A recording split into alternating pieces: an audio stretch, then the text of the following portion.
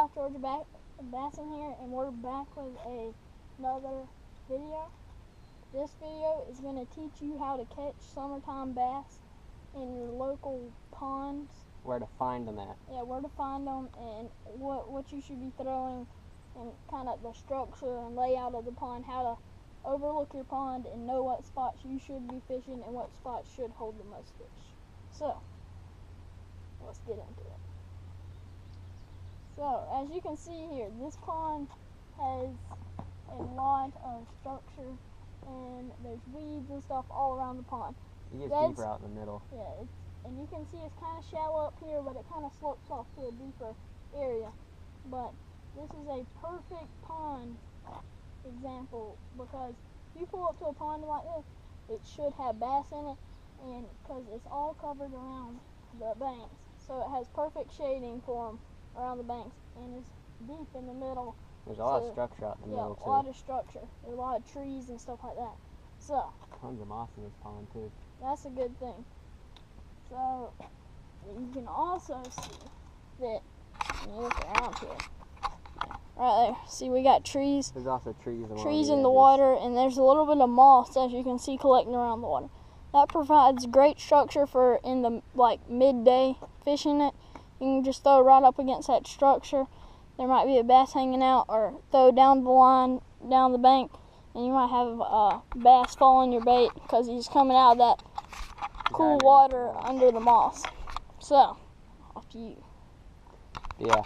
Yeah, like what Dustin's saying, the bass, he'll tend to get into the shade, he'll tend to hide underneath moss that usually they'll line against banks. Like when it gets windy, it'll push moss up against the banks, and they'll tend to hang underneath that moss to get to the shade. But I guess like the first thing that the first place where you'd probably fish at, I'll go ahead and put the GoPro back. But I mean, I guess the most basic thing would be out deep. Yeah. In like the middle of the day. In midday, you kind of want to fish out deep because the deeper water is going to have cooler water and more oxygen for you to use. So, that's going to be your main target.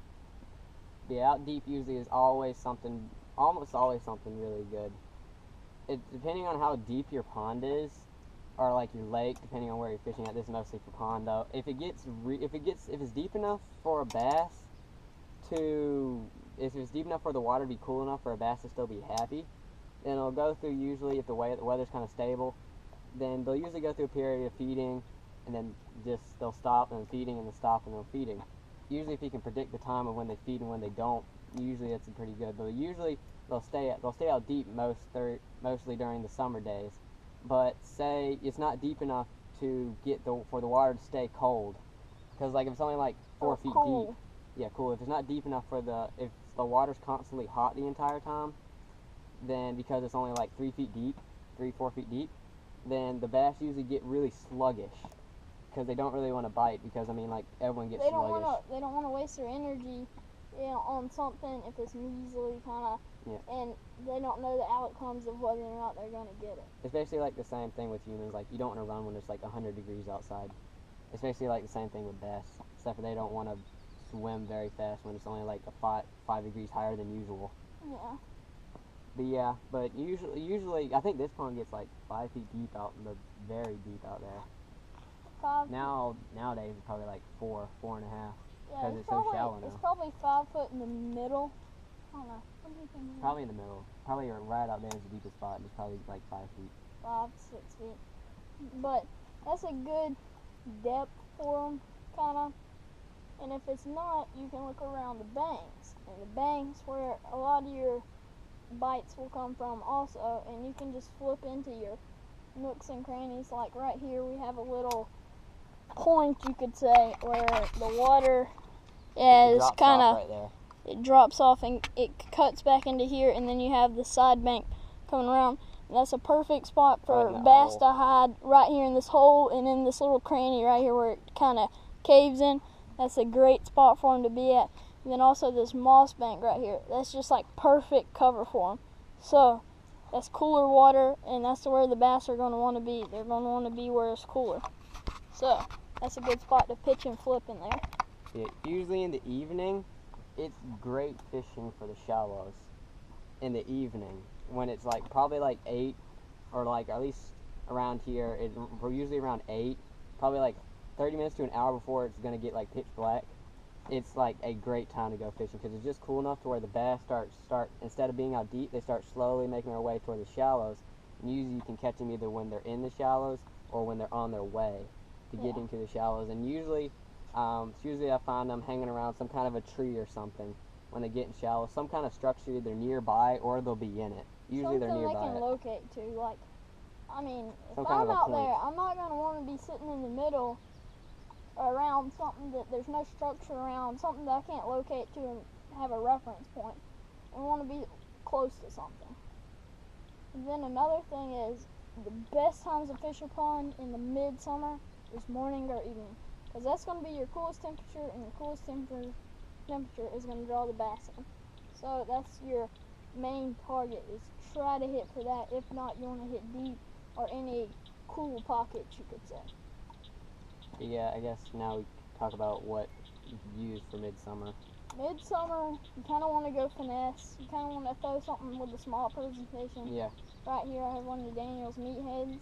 4-inch This is meathead by by Zoom. Zoom. It's 4 inches, and green as you weenie. can see, it is narrow. It's really And small. that's a good finesse bait because it's something small, and it's not something that's going to be big and kind of take a lot Yeah. of energy to chew up and stuff like that. So they're going to want to go for a small presentation. It's a little bit easier to catch them, you could say. Usually it's not something that moves like incredibly fast either, like they have to like chase it for like forever before they can even catch up to it. See, like right here, we have Yeah, there's actually a bass that just took some minnows right there. right there in that cove where I was telling you. So It's not like something really big either that's gonna take like a lot of energy just to bite it and choke it down. But usually finesse. I've had a lot of luck with finesse. I have the little booyah baits, Yo That's Mama not- bait. is that big? I mean not booyah, big yeah, bite baits. Big yeah. bite baits, the Yo Mama bait. And usually I just creep this along the bottom out in the middle of the pond and they just love that. I've always caught bass off of doing that. And then, let me see. I've had a lot of luck in like the middle of the heat getting a little, like usually like a little finesse swim jig, something that's like, usually what I mean by like a finesse swim jig, I mean like something that doesn't have like this humongous bushy skirt, doesn't like have rattles and all kind of stuff, something that's got, and it's got like a small head. Small presentation.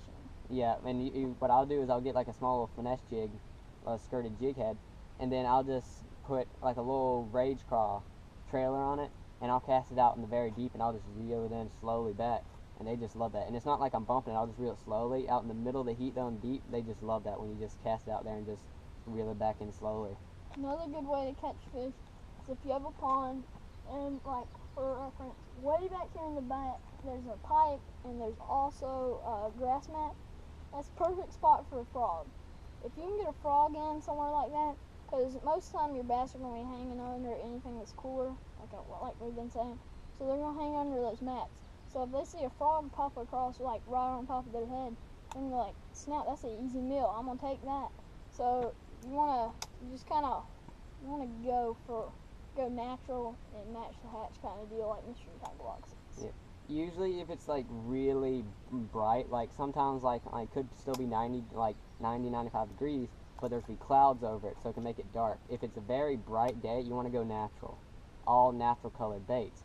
But if it's like over clouded, like cloudy skies, it's clouded over the sun, you might want to go a little bit less than natural.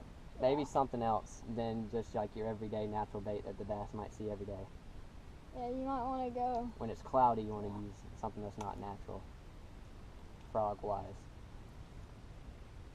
maybe like a white or a black or Yeah. I don't know, something oddball really. But bass are really gonna try to key in on structure, because structure is what they can reference to, something that they can see, visualize, and they can always come back to it. If they can come back to it, they're probably going to go to it, because if you can come back to it and you know it's a good spot to stay, it's safe, and it's also like cool, you're going to come back and back and back, so they want something that they can reference to. Yeah, I think that's probably about it. But like, Unless you have anything. so this pond, you can see, it's like, it's good overall. It's like, got cattails. Those are a good thing. If they're in the water, you can pitch and flip right onto the cattails, and lots of times the bass will relate there and stay there. It's shallow over here for the evenings. It's also got a lot of moss that tends to like grow all the way up to the surface. So during when it gets shallow, you can pop a frog up against that moss that goes all the way to the surface and catch stuff. Yeah. And then, if you're a pond fisherman, you're not big into bass fishing, but you're big into like your sunfish and brim, you're gonna want to go to either your little drain hole, which is gonna be where a lot of fish hang out, or either you're gonna want to go to the shallowest part of the pond, and that would be the back for us. That's where you're gonna want to be, and it gets to like, I don't know, 2-3 feet. Usually around. And we just throw the fly, and that like works perfect for us. Usually in July, August is when brim starts spawning. So you want to start looking for beds and stuff right around late July and August. You might can see over there. That looks like a brim bed right over there. They're usually not over here. There's tons of them way out back over there. All out. They're all out deep, or at least like 3 feet of water. 3 feet or less. Because they're not quite in the shallow part yet. But usually they're in 3 feet of water, and they just create these huge beds, and they just stay there for almost all the day protecting their eggs. So usually you can literally pop anything on a brim bed, and they'll take it. Also, I forgot to tell you, on that meathead, I actually caught a shell cracker off of it. I was sitting there bumping it, and I thought I had a bass, but nope, it was a shell cracker, and I don't know how he choked it, but he did. And that's kind of crazy, because like, you caught a shell cracker. The other day in the MTV Slam, I caught a shell cracker, but it was off a buzzbait. So, I don't know, that's crazy. They're getting kind of a little bit more ferocious. Okay guys, so Dustin just hooked into a freaking huge bass on a fly that he hooked onto his bait caster. Dude, he's ripping through drag, I can hear him.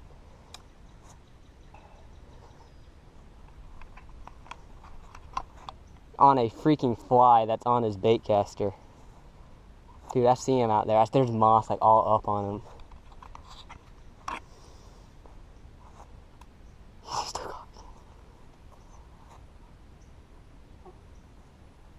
Probably why he's fighting so hard. I